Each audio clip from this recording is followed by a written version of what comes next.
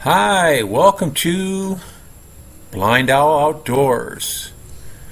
We hope you enjoy our channel, and if possible, could you please join our Patreon page? We really need your help. It's been a long, hard road. Thank you. Alright, well, time to relax a little bit, try to cool down.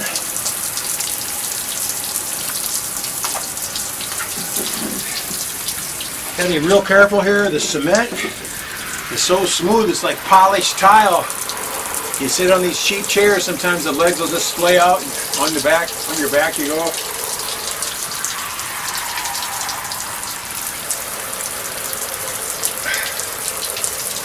That feels good. 85 degrees, but it sure feels good. I've rigged up some new shaving lotion, I'll show you. I found some real old diesel fuel, not diesel fuel, oil from a diesel engine from an old truck, real old truck, just black like coal, thick, not like grease, but like gear lube or something like that. Then I mix lotion in with it, about 50-50.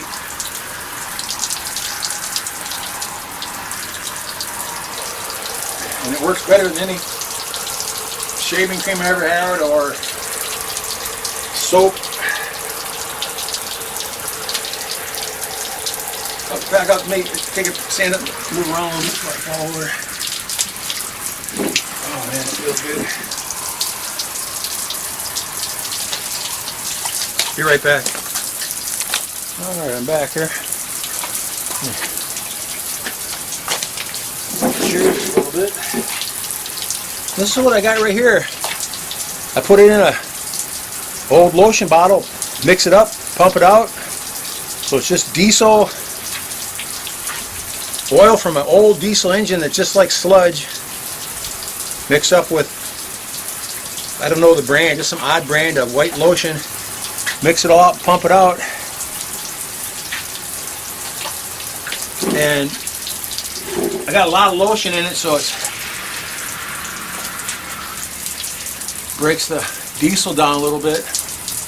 And when you're done, just a little soap in the water, it comes right off, and it's basically almost free, and it works fantastic. Put a little on here once for you. Tastes shitty though.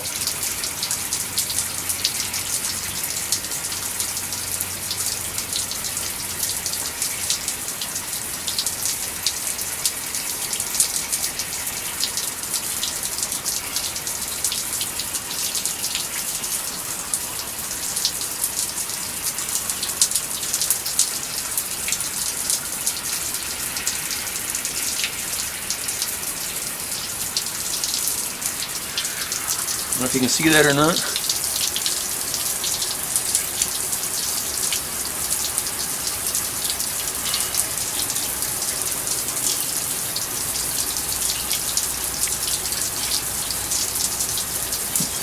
Stains my hand a little bit. Really need soap and water to get it off though. If you had warm water, it'd probably be way easier too. Then I got a 5-bladed Schick razor that my dad sent me about 10 years ago. I'm down to my last exchange thing. Schick Hydro. Anybody feels generous wants to send me a package of replacement blades, I'd be in your debt forever. Schick Hydro 5 blades. Boy, they work nice. When they're fresh, I run them till they start pulling out the hairs.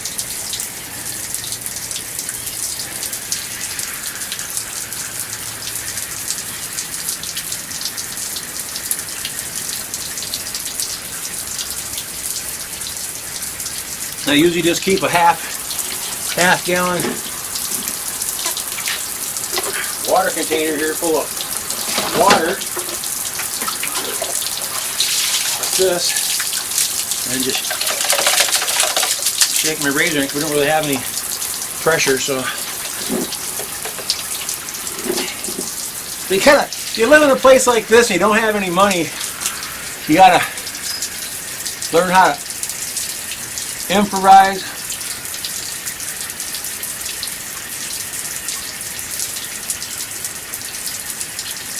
Make do with what you have.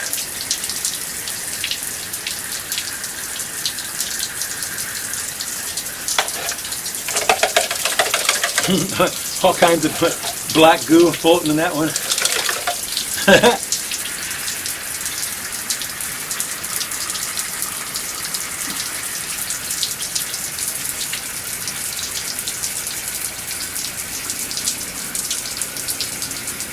I used to always cut down and then back up.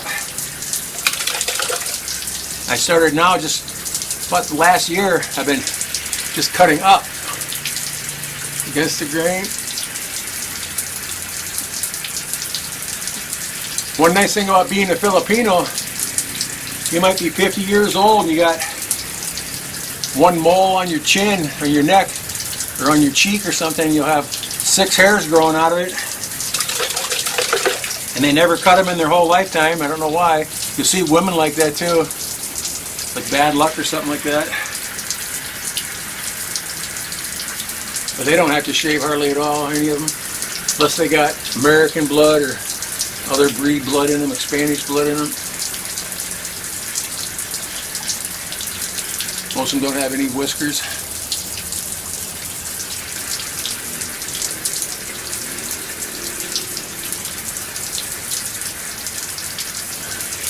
Like the girls from the tropics. I'm sure you don't care about this, but you go out with a girl. I went out with a girl back in Iowa whose whole family was from Germany. She had a bush. She had a bush about that big, about inch and a half thick. Where you see these little girls in the tropics, they got little bitty teeny bush that's thin as can be, because the genes are from the hot part of the world, I guess. The German girl's genes were to keep her snatched warm, I guess.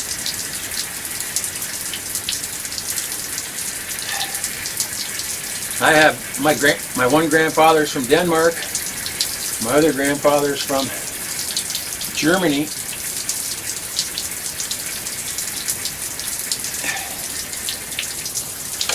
So I have arm hair and stuff, like everybody else does. But you see a lot of people, they don't, like my wife, you couldn't see, my wife doesn't shave her legs, she doesn't need to. You can't see the hair on her legs. She shaves her armpits because she's just kind of conscious of that, but most of them don't do anything like that.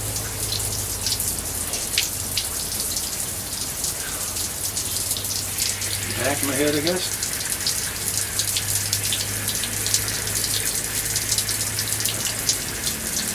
High and tight, guys. High and tight.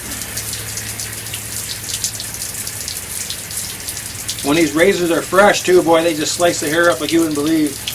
After a while, I got to kind of scrub it and take one pass and clean it out because they get all blocked up.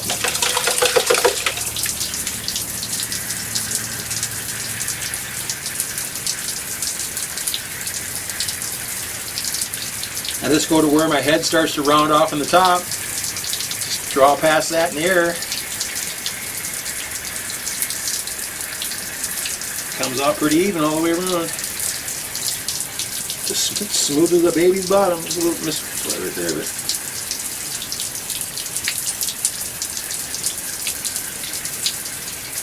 Whew. Now my face feels slippery from the oil and stuff probably, but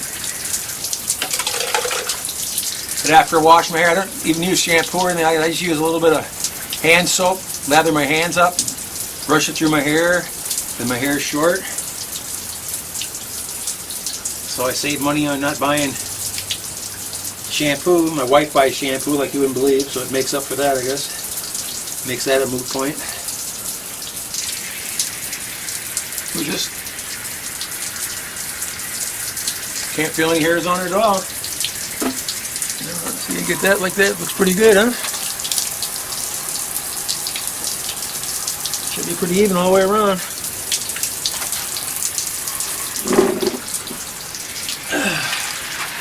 Sit back in the water for a second, rinse off.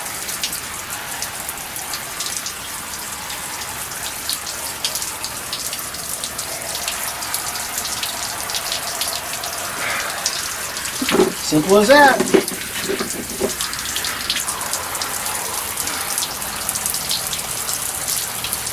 Just being out of the shower for a couple seconds, the water.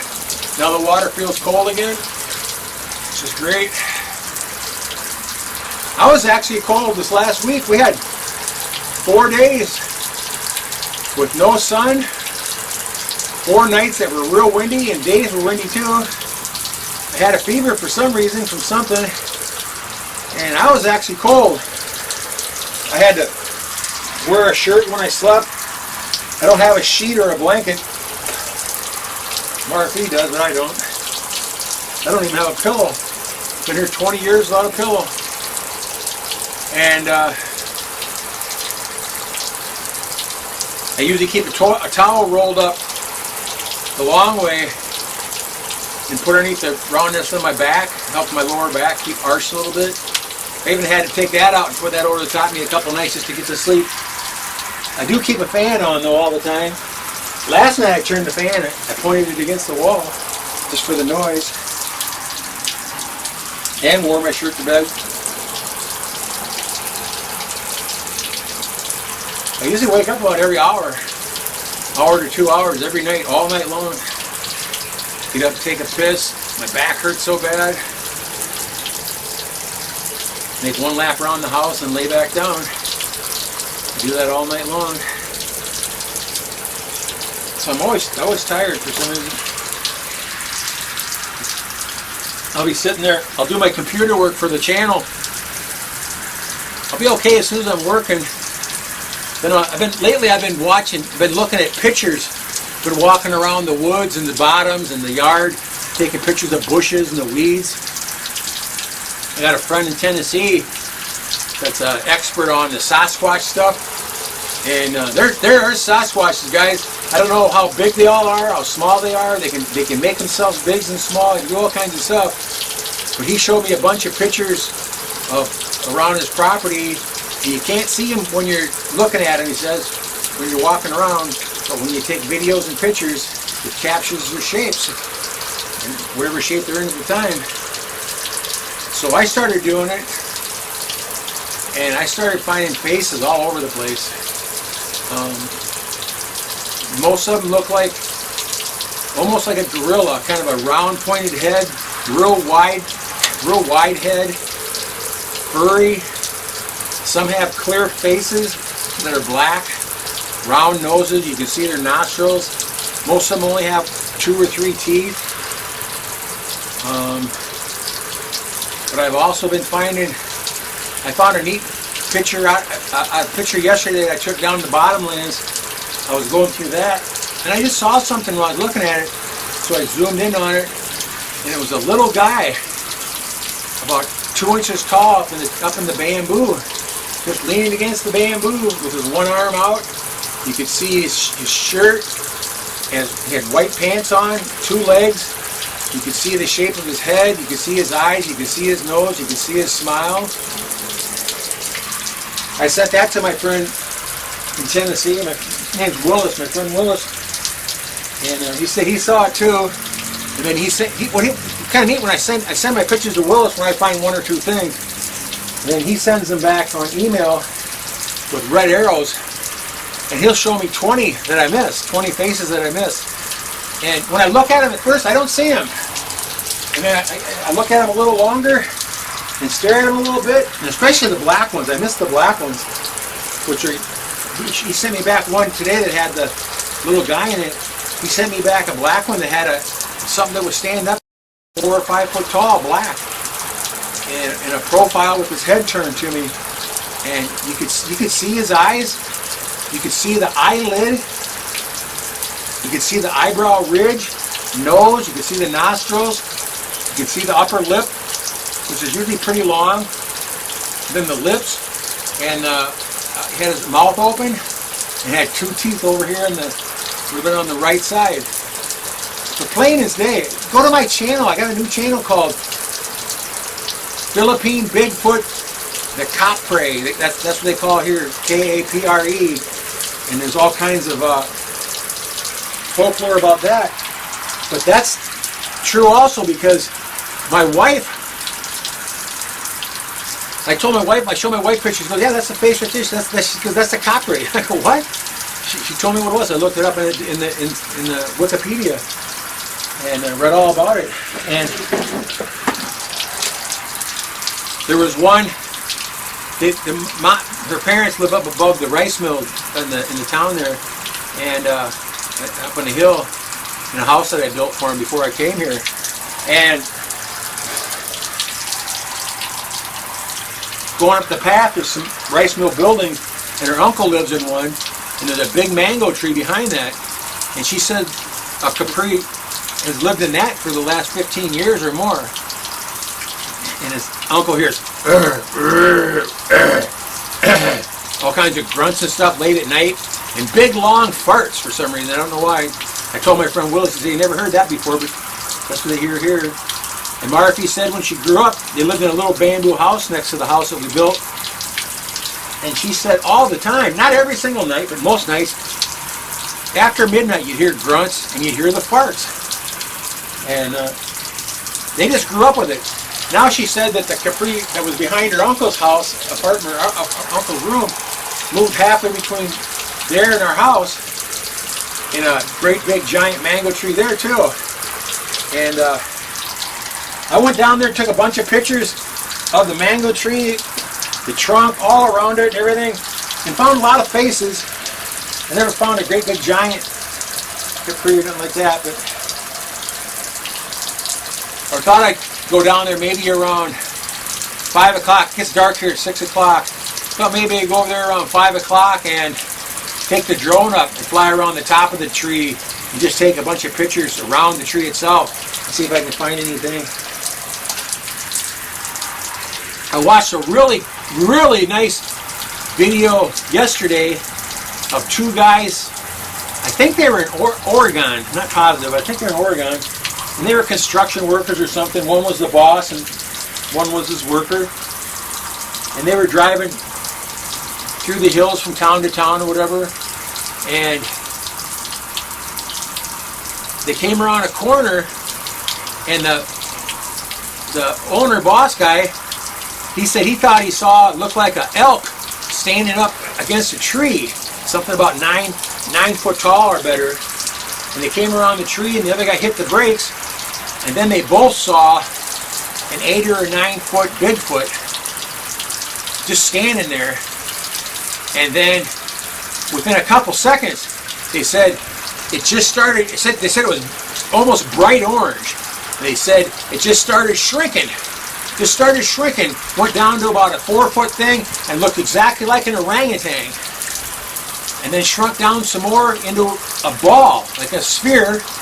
Then it actually lifted up off the ground and turned into a square, being levitated like, and then just stretched out, and the back half elastic behind it, over the hill, over the road, and down the hill, and across the creek, and out of sight in the blink of an eye. And they both saw it. But they were very believable, like they were really touched by it. And whether it's true or not, or making up, I don't know. If I can find it again, I'll send you the link. Very, very interesting stuff. My friend Willis in Tennessee, he's got hundreds and hundreds and hundreds of pictures of squashes, Sasquatches in the bushes and trees and different places. I just put out a video, it's on all my channels, called Peeking in the Window. Look at it. The first picture is a little blurry looking. The second picture is a Sasquatch peeking up over his windowsill at his house. It's round, it's got ears, it's got 2 eyes and a nose. And it's peeking in his house. You can't mistake it. Doesn't look like a Bigfoot from California, but it's definitely not a bear, it's not a person, it's something. So take a look at that once. very interesting. I also watched the lady in Washington who also takes pictures and then can see the shapes in the photographs and videos, and they look just like the ones I'm finding, identical to them.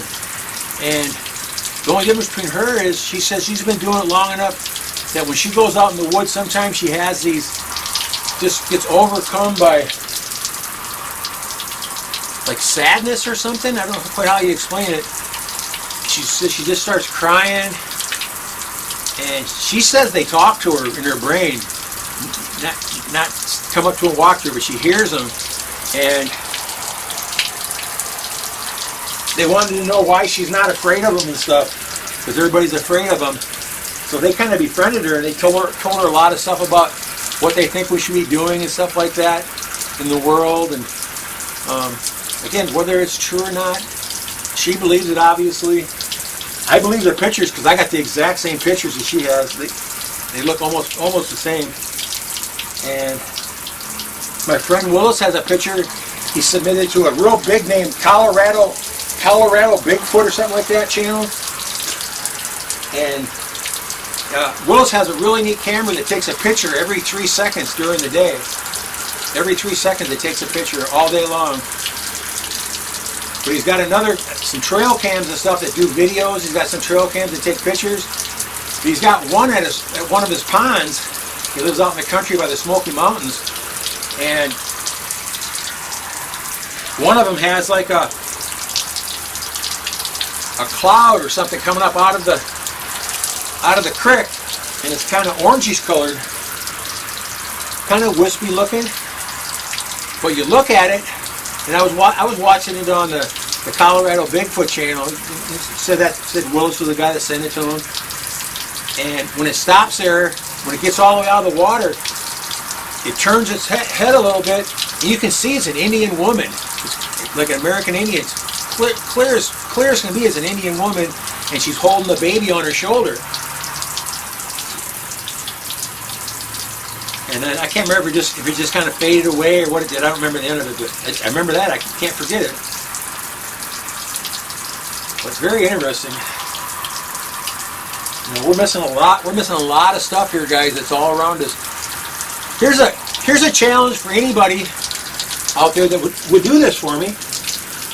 Go out in your backyards or to your park and just take me some pictures with your camera or your video camera of brush, the edge of the woods and stuff like that. Anywhere you see dark, shadowy spots, take pictures of that, and send them to me at BlindOwl Outdoors at gmail.com. Send them to me. I'd love to look at them, and I'll analyze them, and I'll send them back to you with the shapes that I find in them. I know they're everywhere. I've gone to 5 or 6 different places on this island now, and I found shapes in the brush everywhere I went so far. Some places were around houses. A lot of the ones I find are within 4 or 5 feet of where we're standing. And what Willis has been doing to mine, he's been watching my videos when I'm out walking around doing stuff with Marife. He just freezes it and takes a frame off the video, a picture off the video, and then circles all the faces on it for me and sends it back to me. And they're everywhere.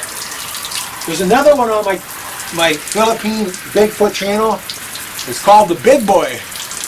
I walked down the highway the other day in a video. You might have saw me where I walked down under the bridge, where I was walking along a cement railing, a guardrail like thing, just filming down in the bottom weeds.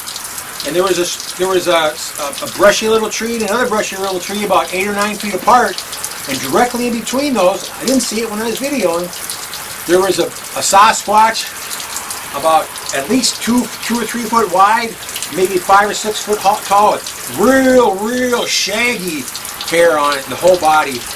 And you look at that picture, you might see a black blob. Look at it a little closer, and you'll see the eyes, you'll see the nose, you'll see the mouth, you'll see the shoulders, you'll see the eyebrow ridges in the hair. It's incredible.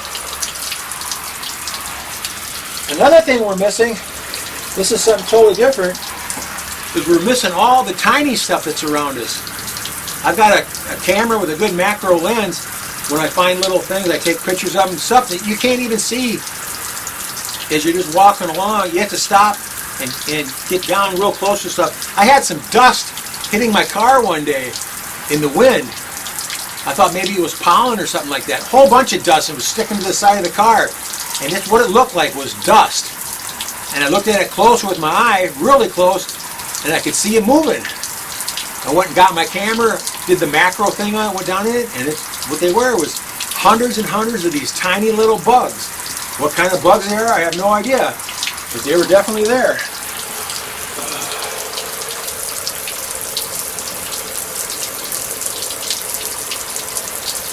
Pretty hot, just kind of shaking.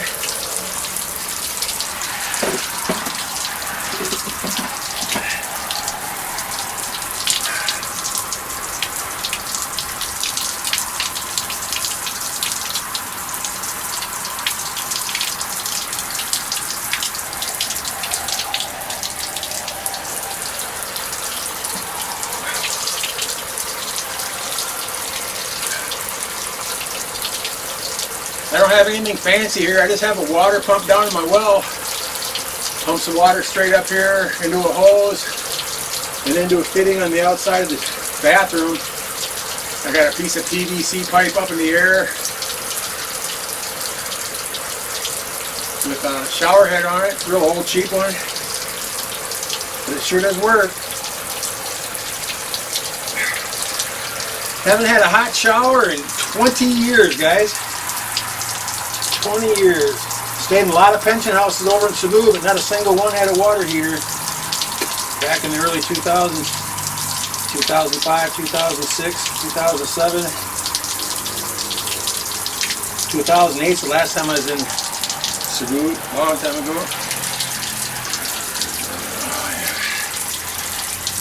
Just gotta get yourself soaked down good. Let it pound on my lower back for a while, 15-20 minutes, and takes down the swelling, even though it's only 10 degrees colder than my body temperature, which is enough, I guess. They say you can get, hard to believe it, but you can get hypothermia being exposed to the water, like salt water like in the Pacific Ocean that's 86, 87 degrees or warmer, because it's below the body temperature. And after a while, it finally sucks the temperature out of your core, and it will kill you.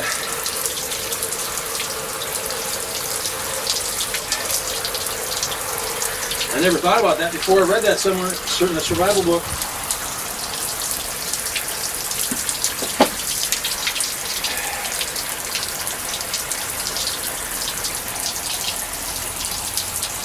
When I buy a chair, they have 3 or 4 different grades of chairs. This chair, stupid little chair here, was 800 pesos. The only reason I bought it was it had thicker legs on it, a little different design. I sat on it on the tile in the department store and the legs didn't even move. They had some that were 350 pesos. I sat down on those just gingerly and the legs would splay out on the tile. You plop your ass down there hard, you go right to the ground.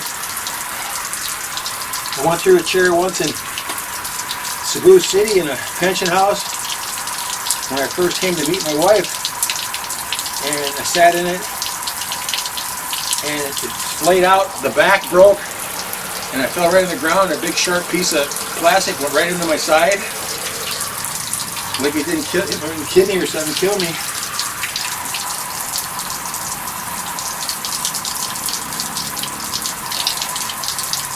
Falling through the floor at about, I think 5 houses so far here, bamboo floors.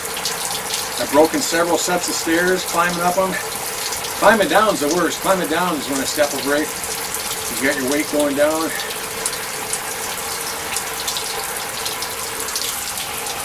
I was with Marife one time down the bottom. She wanted to take me to introduce me to somebody. That's about it. 2-mile walk through the bamboo jungle. And we had to cross this one bamboo bridge. It was just 2 two little pieces of bamboo with a little bamboo railing. There's about 4 foot of water below it.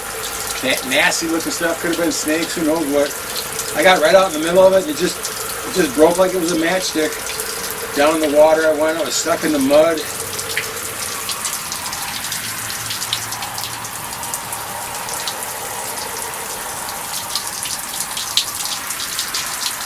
The funny thing is, I got a few friends here that make me look little. A couple friends that are huge. I weigh 285 pounds usually on a normal day. 284, 285 since I've been here. And these guys I know are bigger around than me, 6 or 7 inches taller than me. Just huge, great big wide guys, big legs. They gotta go 350 pounds.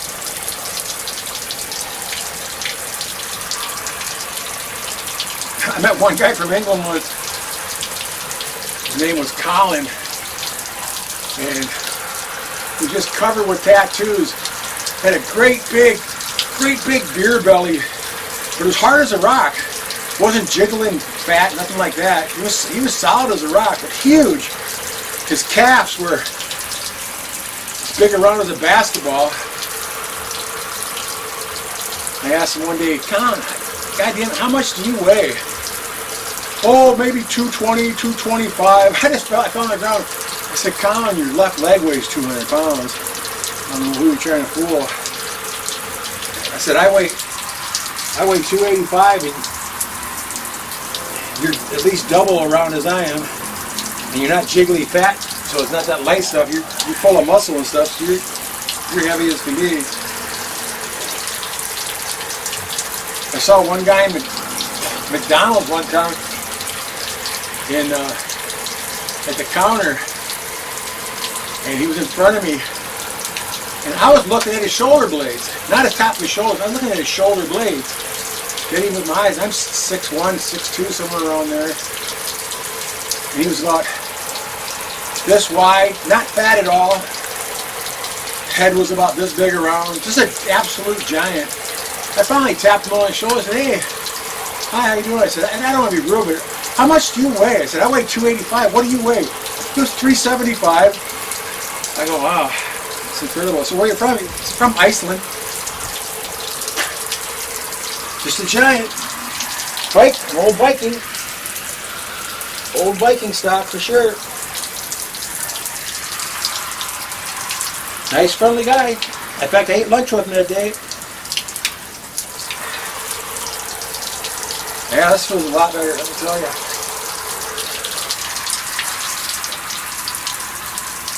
Get down the lower back a little bit.